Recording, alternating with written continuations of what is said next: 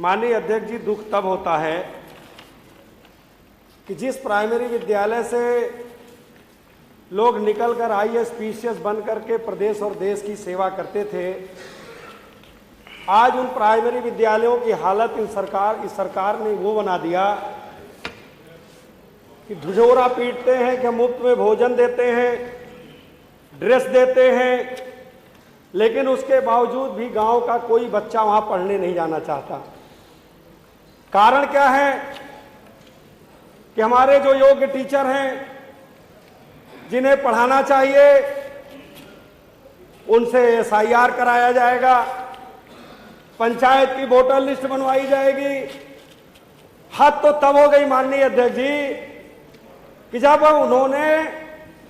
पालतू आवारा कुत्तों की गिनती में उनकी ड्यूटी लगा दी गई। हद तो तब हो गई कि जब उनका मूल काम है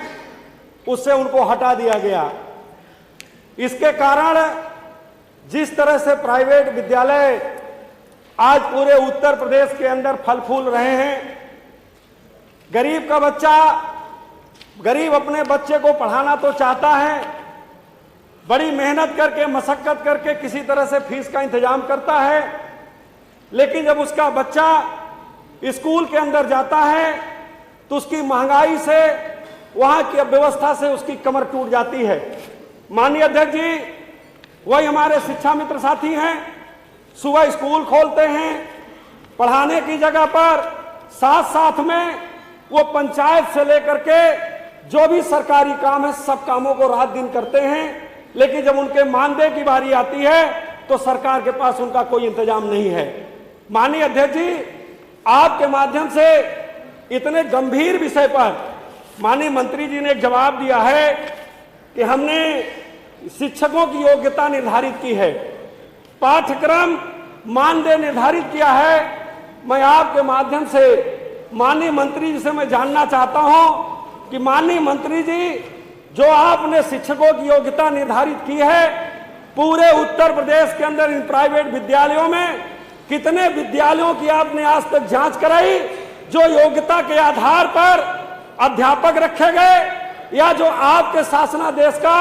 पूरी तरह से अनुपालन किया गया, उनकी संख्या क्या है? और अगर योग्यता के आधार पर नहीं रखे गए तो उन विद्यालयों में कितने विद्यालयों के खिलाफ आज तक आपने कार्रवाई की है?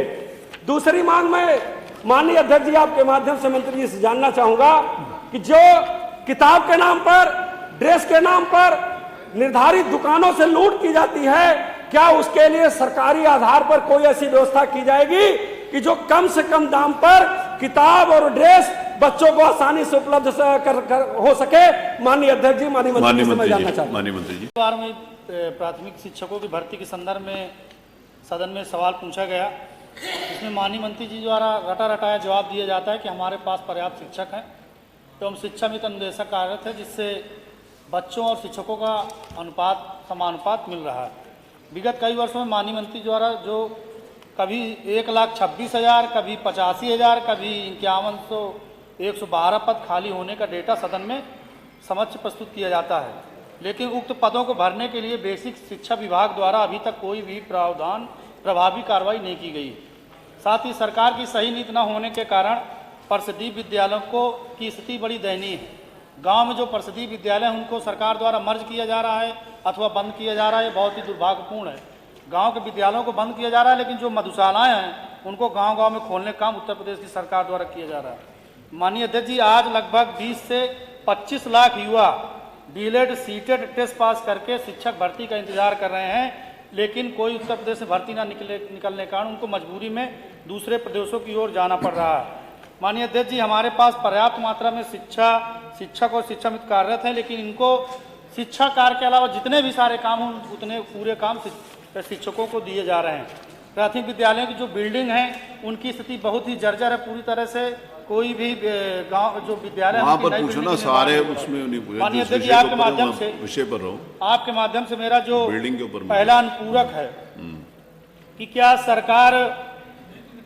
जो पुराने शिक्षक है जिनकी नियुक्ति पूर्व में एनसीटीई की गाइडलाइन के अनुसार हुई थी, लेकिन अभी हाल में ही माननीय सर्वोच्च न्यायालय ने निर्णय दिया है कि जो शिक्षक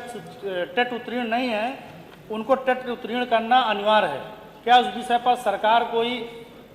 विधिक राय लेकर उस पर उत्तर प्रदेश के शिक्षकों को राहत दिलाने के लिए कोई प्रयास करेगी कि नहीं करेगी? और आपके माध्यम से मानवर मेरा दूसरा प्रश्न है कि जो बेसिक शिक्षा में सर शिक्षा मित्र अनुदेशक कार्य कर रहे हैं, अनुदेशकों के मानदेय बढ़ाने के लिए माननीय न्यायालय ने भी निर्देश जारी किया है, तो क्या उत्तर प्रदेश सरकार शिक्षा मित्रों और अनुदेशकों को प्रति माह कम से कम 30,000 रुपये तक का मानदेय देने की व्यवस्था करेगी कि नहीं ये इसमें करेगी? है नहीं।